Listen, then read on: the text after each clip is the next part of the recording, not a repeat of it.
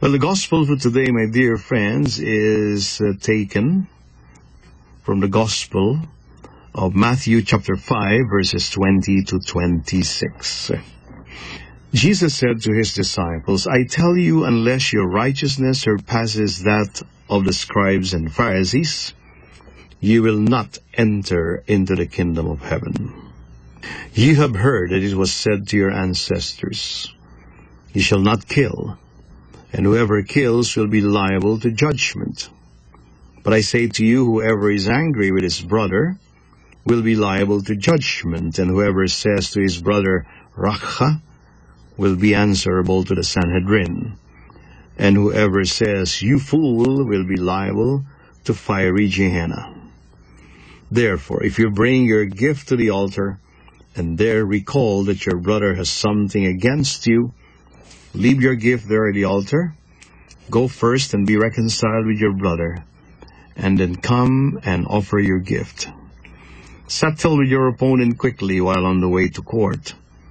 Otherwise, your opponent will hand you over to the judge, and the judge will hand you over to the guard, and you will be thrown into prison. Amen, I say to you, you will not be released until you have paid the last penny."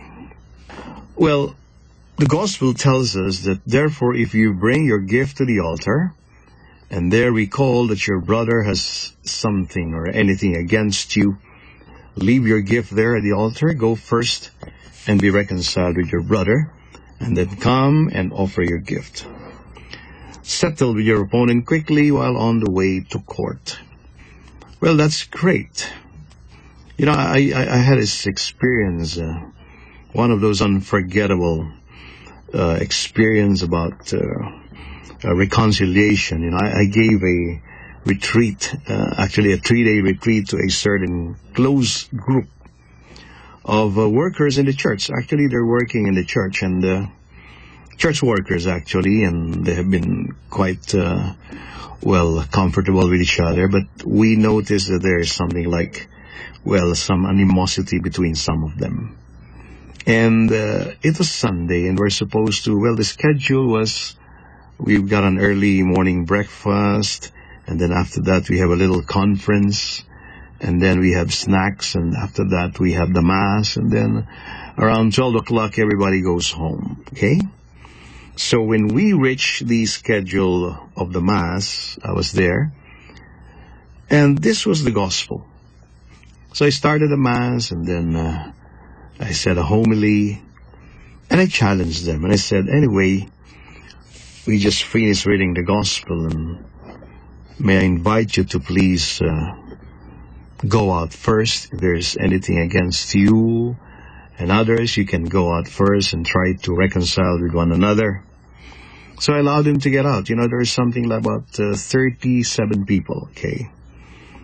So I said, I'll just sit here at the altar and pray that you can come back immediately. So I sent them out of the chapel, 37 of them, and they were roaming around the area, the lounging area of the retreat house and in the garden. I was looking at them. I was trying to look at them, seeing them. They were just walking around, and nobody seems to meet each other and try to reconcile with each other. And you know, our Mass is supposed to be at 11. We did. We started at 11, and we're supposed to finish at 12, and then lunch and go home. Do you know what time we continued the Mass? We started at 11 and asked them to get out, to reconcile with one another and count the Mass. We resumed our Mass at 2 o'clock in the afternoon. Can you imagine? We missed lunch. That was the only time that people were really reconciled with one another in order to begin the Mass. So you see, what I'm saying is, it's very difficult to really settle with one another, especially when the animosity is rooted in something very deep and something very pervading. Then really reconciliation is kind of difficult. Well, but the Lord is saying that we have to do this, because we cannot offer any gift to God unless our hearts are clean, our hearts are free to offer the gift. And we all know that animosity or being enemies or anger, resentment towards one another can never be called freedom.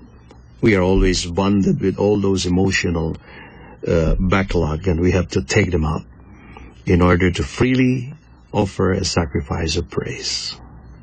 Well, thank you very much.